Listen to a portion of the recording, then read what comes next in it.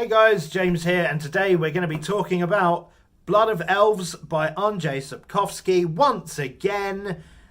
This is not going to be a spoiler-free review, guys. This is part one in a big old review series of this, because I feel like doing it that way. So be prepared this week to see loads of videos about Blood of Elves, because that's basically how I'm going to do it.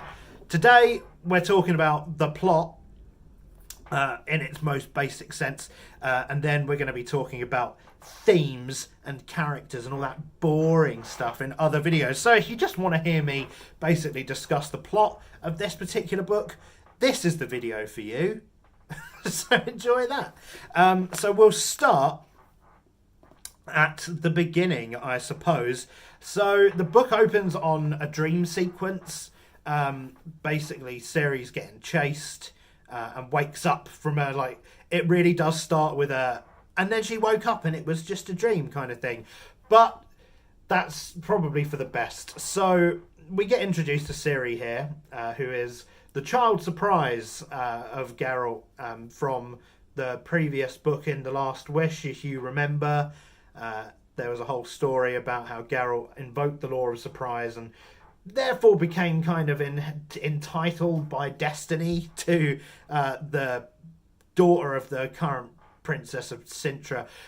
So he is now basically fostering the child for reasons that we don't know yet in this reading order, because kind of like some of their earlier stuff is brought up in Sword of Destiny. But I personally don't think you need it, because this opening chapter, I think, would be like really... I think it'd be much more awkward if you read it after Sword of Destiny, because you kind of know some of the stuff. So basically, he's rescuing her from the sack of Sintra, which is like this big event where Nilfgaard, the ostensibly evil empire, invaded the northern realms, and destroyed Sintra, basically. And for some reason, unbeknownst to us and unbeknownst to the characters, this knight tries to abduct Ciri, and it's given a quite obvious PTSD. So Geralt's like comforts her and stuff. Then we cut to Dandelion in probably the most awkward scene. Like, it really kind of frustrates me that Sapkowski decided to start the saga, like the main novels, in this manner, because it's very info dumpy. And once you understand more about Sapkowski's style and the kind of humour that he puts into his books, you'll get why. But it's kind of a subversion of an info dump while still being an info dump. So I don't know if you can say, oh, it's forgivable, or not. Let me know what you think, obviously, about that in the comments. So basically, he does this ballad about Geralt and Ciri, essentially, but claims it's all poetry, because that's, what Dandelion does. The people that are listening to this poem start having a debate about the Battle of Sodden Hill and who was right and who was really loyal and all that.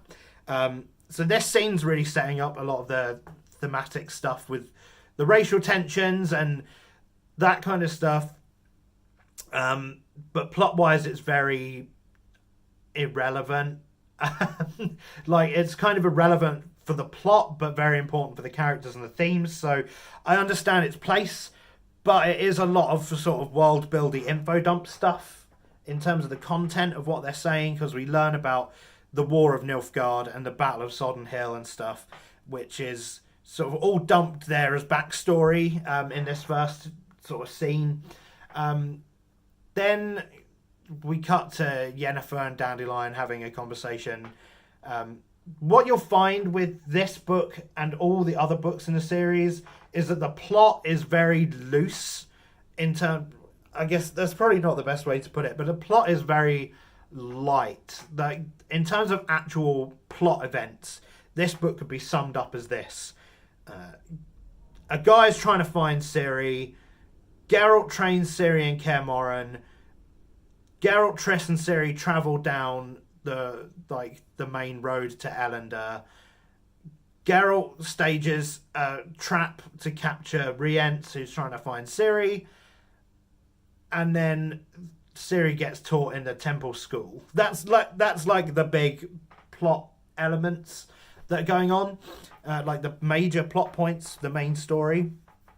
But there's a lot of subplots going on, and a lot of the story is told through dialogue because it's much more character focused than it is plot driven. So this video in particular, where I'm just discussing the sort of the plot arcs and stuff, is going to be obviously much more general, which is why I'm calling it plots and general thoughts. I really enjoy the style that this is done in.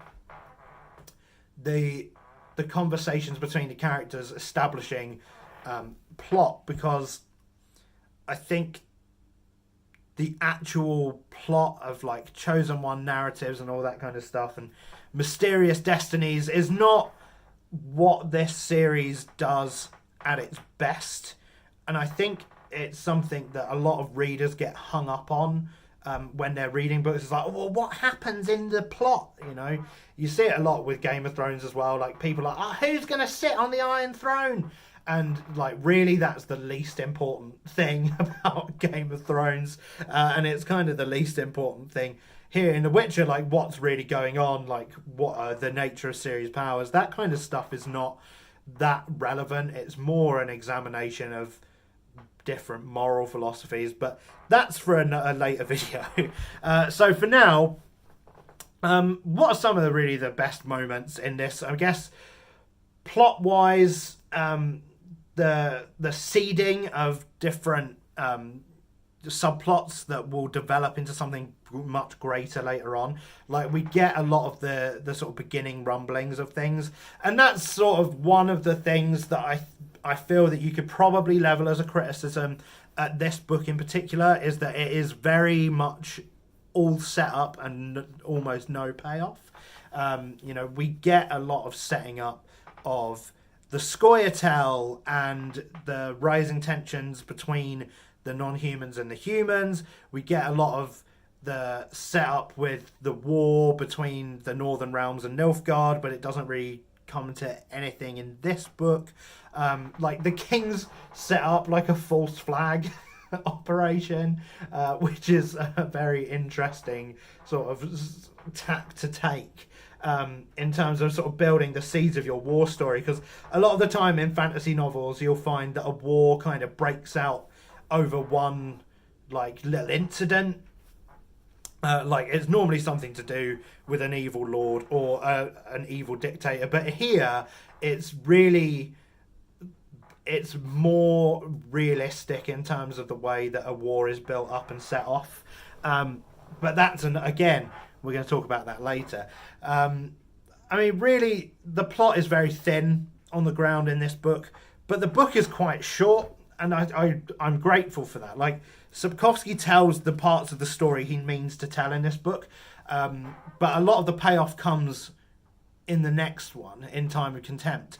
But I know that, so I kind of am more forgiving of like the more set-up-y nature of this one. What did you think about the plot and the way that it was structured? And did you just tell me in the comments, like, did you feel that there was too much setup in this, that there needed to be more payoff, or did you think it was like pretty straightforward? I keep seeing comments online where people are saying like, oh, when Geralt isn't the main character, the books are shit, and that upsets me. But like, I guess, like, I can't really be upset, because like it's really Geralt's chapters and like Geralt's POVs are always they're gonna be more appealing to a certain kind of audience, especially the audience that have primarily come from the games, I think, because he's the character. like it's called The Witcher, right? Like people want more Witcher stuff, and I think people would like those kind of people like the short stories more than the main books because Geralt is really just one piece of an ensemble cast in this book, and the narrative really isn't about him being a Witcher. And I think that's one of the mistakes that a lot of people make when they're like pitching this series to people. Because when you're pitching The Witcher, it's about this guy called Geralt of Rivia, and he's a professional monster hunter. But there's not a whole lot of witchering actually going on in the main saga, and I think that is sort of an indicator that the plot, like the actual beat by beat events, are kind of weak. I don't want to say like they're not like fucking anemic weak, but they're weaker than they are in a lot of fantasy books. So it makes it kind of hard to tell people what is this book about, because essentially, like this book in particular is like a mystery story about who is trying to capture Ciri, but really it's a coming of age tale. We'll talk about that. So I think I'm kind of done for this particular chapter of this little review series because the plot is the least interesting thing and I want to talk about other bits. So thanks for watching. Let me know what you thought about the plot and stuff of this book. Please try and avoid spoilers in the comments for books that are later on in the series, and please mark it spoilers if you're talking about Sword of Destiny as well, because we haven't got there in my reading order yet. I know, it's a whole thing. Hopefully you've been following this read along and therefore understand what I'm talking about. Anyway, that's it for now. I'll see you in the next part. Bye now.